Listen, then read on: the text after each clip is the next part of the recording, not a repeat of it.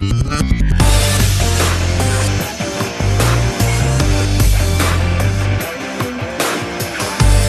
la República Dominicana, soy Ivonne Ferreras. Arribamos a la mitad ya de esta semana.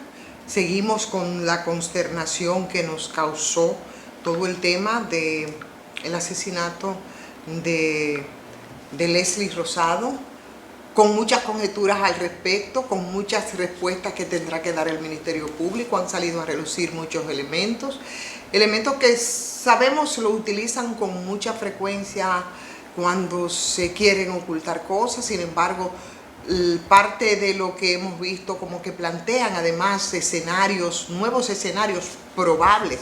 Al final será resultado de las pesquisas y por supuesto las investigaciones que pueda realizar el Ministerio Público. En el día de ayer, por ejemplo, debemos decirles que apresaron a una segunda persona, que fue el motorista que llevaba al cabo de la policía cuando perseguía la jipeta blanca de Leslie, elemento que en principio no se había dado a conocer.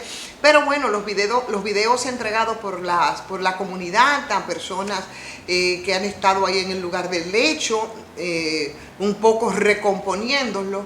Esos videos que igual circularon determinaron que había una segunda persona. Esa persona que le habían combinado a entregarse lo hizo. Ha dicho muchas cosas que son muy incoherentes, pero que si se toman como ciertas, entonces plantean escenarios distintos. Por ejemplo, el joven que dice que apareció precisamente porque él se dedica al motoconcho justo en el momento en el que había ocurrido el accidente, del que igualmente se duda, porque una jipeta chocar un accidente donde van 4 personas.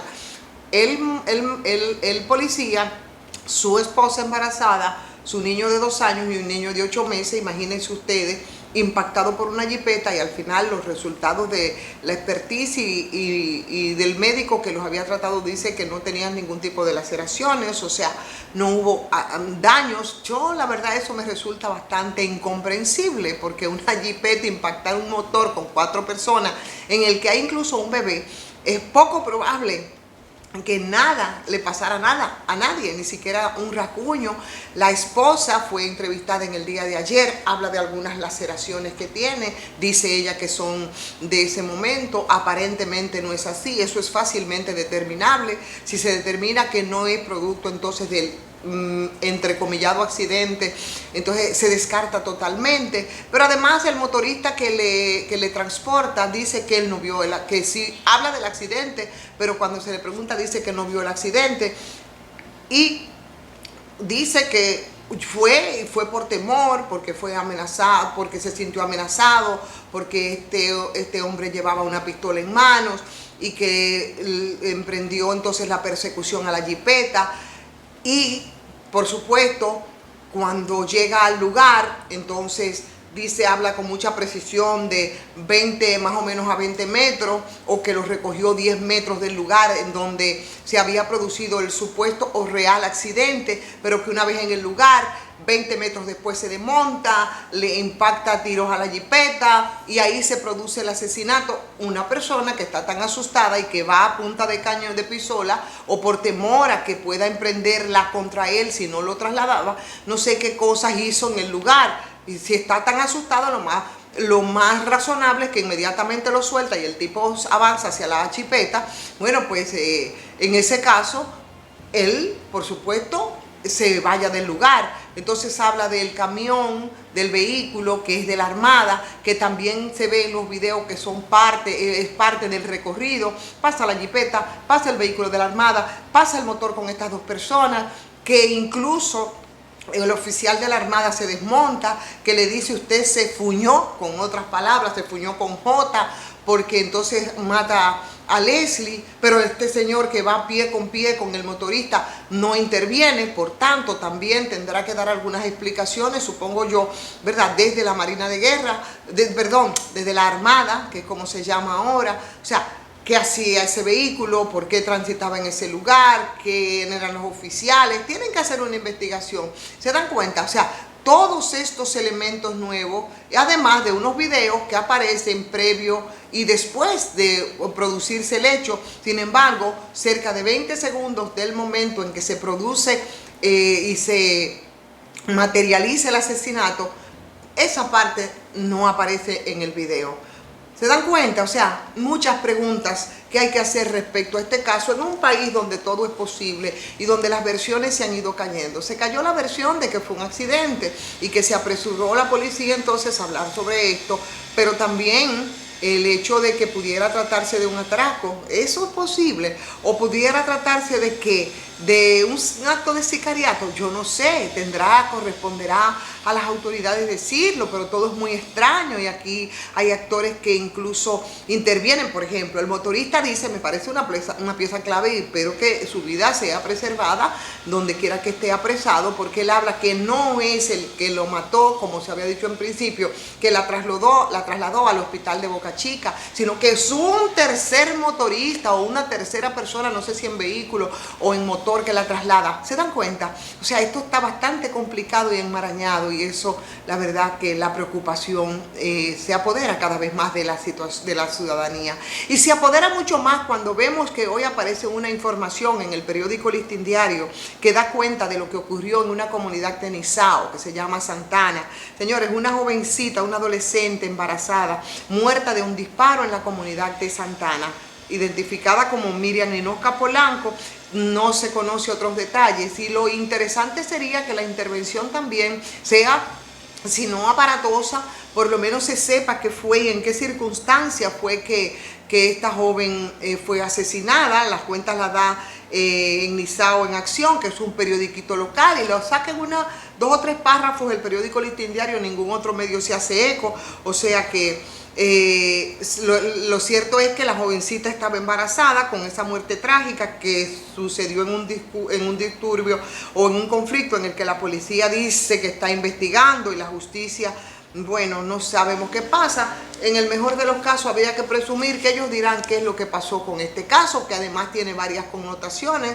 El tema del embarazo en adolescente que tantas veces hemos tratado, una jovencita, y en qué circunstancia, o el tema de los feminicidios, o qué pasó en este caso, algo bastante brutal también y muy consternador por lo que envuelve vidas de una niña que además ya es una tragedia que estuviera embarazada, y que si encima de esto también es asesinada, señores, la cosa es mucho peor, y eso nos dice que aquí nada va bien, las cosas van bastante mal. Hace 2 días el periódico Diario Libre ha estado publicando una serie de reportajes respecto al tema del peaje sombra, que es una expresión extraordinaria en este país del atraco. Asimismo, peaje sombra versus atraco. Y si vemos el informe que ofrece el doctor Emanuel Quejada Guerrero, que es parte de la comisión encabezada para hacer las indagatorias respecto a esto, que se ha tragado cerca de 25.000 millones en el tiempo que tiene operando, que comenzó en el gobierno de Hipólito y que pasó por los demás gobiernos del PLD, incluyendo a Leonel, a Danilo, y todo lo que se haya aparecido por el medio. Eso es algo que hay que revisar. Él dice que ahí no se deberían pagar más peajes sombra, hace un análisis de toda la situación, como efectivamente se le había solicitado desde el Poder Ejecutivo, y lo que dice Manuel Quejada Guerrero es que ahí no hay vuelta atrás, que eso es lo que tiene que intervenirlo el Ministerio Público, porque ahí hay bastantes señales y visos de que simplemente se trató de un atraco, de una expresión más de corrupción en la que intervinieron, señores, dominicanos, gente de este país que simplemente quieren engrosar su fortuna. Un contrato desgraciado, leonino, malvado, que implica que también como parte de la alianza público-privada, una expresión extraordinaria de eso que ustedes han escuchado tanto hablar desde hace un año, cuando se instalaron las nuevas autoridades. Ahí se dio esa alianza público-privada, y el contrato tan inconsciente y tan dañino para todos nosotros explica que nosotros a través del Estado vamos a tener que pagar por todos los vehículos que no lleguen a cruzar por ahí por el peaje, que por cierto es bastante costoso. Imagínense ustedes. Pues ahí está, al responder la solicitud que hiciera el Poder Ejecutivo para que se estudie la legalidad y la equidad de ese contrato para la construcción de la carretera de Samaná, el doctor Emmanuel Esquella Guerrero, con toda la responsabilidad que siempre le ha caracterizado, recomendó simplemente que eso se convierta en un expediente que se tramite a través del Ministerio Público y que se procure la autorización de un juez para que el Estado ocupe y controle la referida vía por la que se deben presupuestar miles de pesos para subsidiar este peaje. Yo creo que aquí no hay vuelta atrás. Es un proyecto del presupuesto del Estado para el 2020 que fue otorgado por un monto que está cerca de los 4.652, bueno, todos los millones del mundo, señores, la verdad, todos los millones del mundo para ese peaje con el que el gobierno cubre a la concesionaria un déficit del tráfico vehicular que se registra en la vía. Lo que no cruza por ahí nosotros tenemos que pagarlo. Se parece mucho a aquel contrato que se hizo con la empresa Coyentri, que apagada, ¿verdad? Apagada, nos resultaba a nosotros más viable que generando energía eléctrica. Así mismo y así por 20 años en ese contrato, porque son unos desgraciados aquí, muchos empresarios que en aras de hacer negocios, señores, acaban con todos nosotros, ¿no? Y se pagaban 5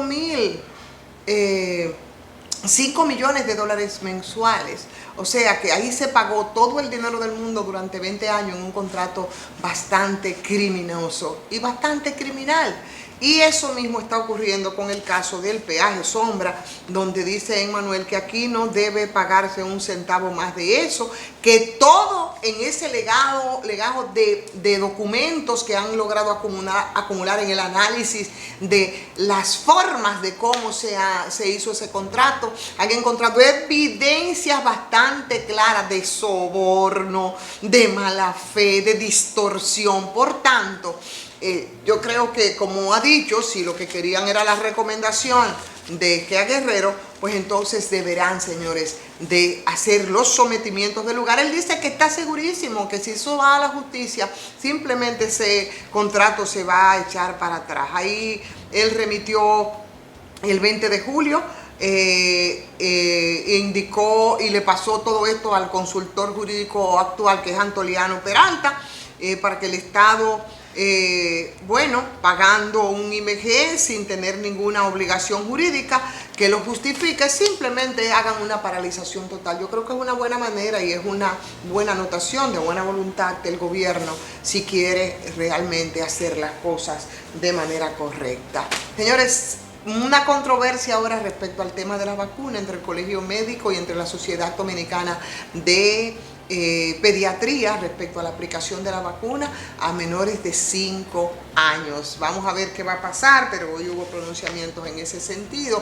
Y con eso, por supuesto, con esa información vamos a pedirles, como siempre, que nos den el like, que nos comenten y, por supuesto, que compartan estas transmisiones que hacemos cada día gracias a Cooperativa Mamoncito, donde usted deposita su confianza, y, por supuesto, a Sardinas Dimar. Suscríbanse también si no lo han hecho y háganlo igualmente a patreon.com.